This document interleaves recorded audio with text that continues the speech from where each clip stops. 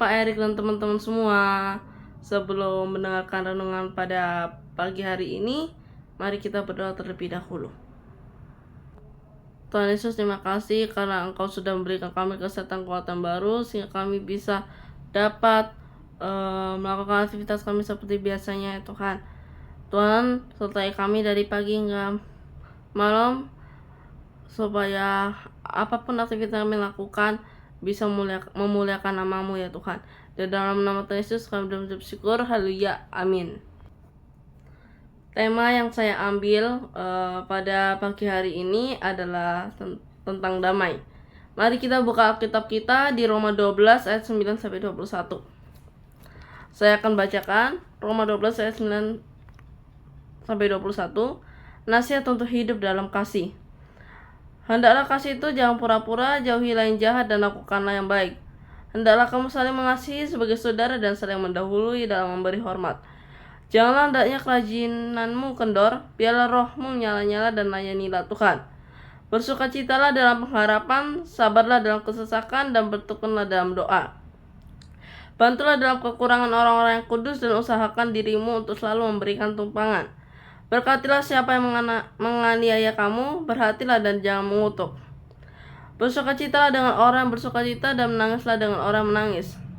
Hendaklah kamu sehati sepikir dalam hidupmu bersama, janganlah kamu memikirkan perkara-perkara yang tinggi, tetapi arahkanlah dirimu kepada perkara-perkara yang sederhana. Janganlah menganggap dirimu pandai, jangan membalas kejahatan dengan kejahatan. Lakukanlah apa yang baik bagi semua orang. Sedapat-dapatnya kalau hal itu bergantung padamu, hiduplah dalam perdamaian dengan semua orang. Saudara-saudaraku yang kekasih, janganlah kamu sendiri menuntut pembalasan, tapi berilah tempat mereka ke Allah. Sebab ada tertulis, pembalasan itu adalah hakku, akulah yang menuntut pembalasan, firman Tuhan. Tetapi jika seterumu lapar, berilah dia makan. Jika ia haus, berilah dia minum. Dengan berbuat demikian, kamu menumpukan bara api di atas kepalanya. Janganlah kamu kalah terhadap kejahatan, tapi kalahkanlah kejahatan dengan kebaikan. Oke, teman-teman, di sini juga ada kisah menarik dari Nelson Mandela, presiden yang berkulit hitam pertama di Afrika Selatan dan peraih Nobel Perdamaian. Saat Mandela ditahan di penjara, seorang petugas melakukan perbuatan yang sangat menghina kehormatan seorang manusia.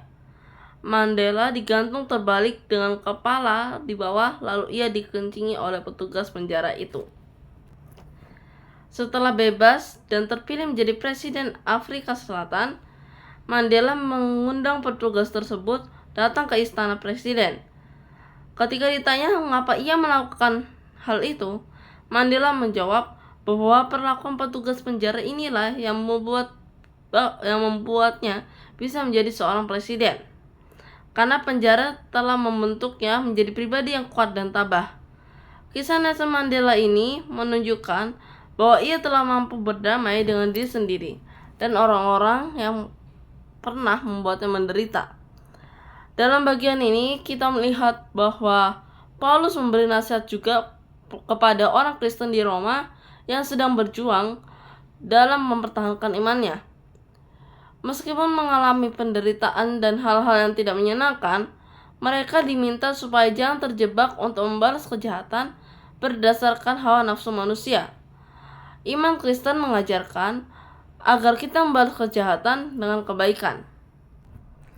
Memang tidak mudah untuk melakukannya, tetapi kejahatan yang dibalas dengan kejahatan akan mengakibatkan perseteruan yang tak ada hentinya. Namun kejahatan yang dibalas dengan kebaikan akan mendatangkan damai. Jadi, mari kita berusaha hidup damai dengan semua orang, bahkan dengan musuh yang paling menyakitkan sekalipun. Pembalasan adalah hak Allah, bukan hak kita. Maka dari itu berusahalah untuk tetap berbuat baik untuk mereka, termasuk orang-orang yang membenci dan menyakiti kita. Doakan mereka dan juga diri kita sehingga kita dapat mengasihi dan mengampuni mereka dan hidup dalam damai satu dengan yang lain. Pertanyaannya adalah, sudahkah kita hidup damai satu dengan yang lain? Apakah kita tetap mengasihi mereka yang membenci dan menyakiti kita?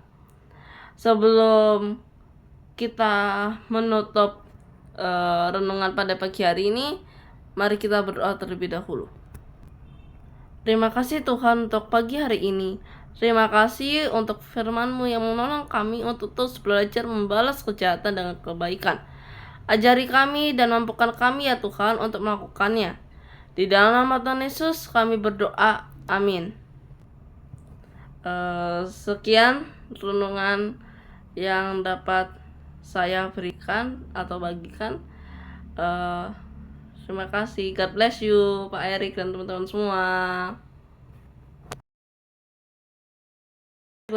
semua.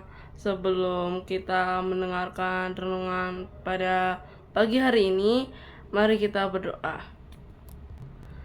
Tuhan Yesus, terima kasih karena Engkau sudah memberikan kami kesehatan dan kekuatan yang baru sehingga kami bisa melakukan aktivitas kami hari ini ya Tuhan.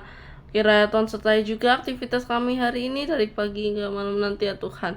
Di dalam nama Tuhan Yesus kami berdoa dan mengucap syukur, haleluya, amin. Tema yang saya ambil pada renungan kali ini adalah damai. Teman-teman, ada kisah menarik, tapi sebelum itu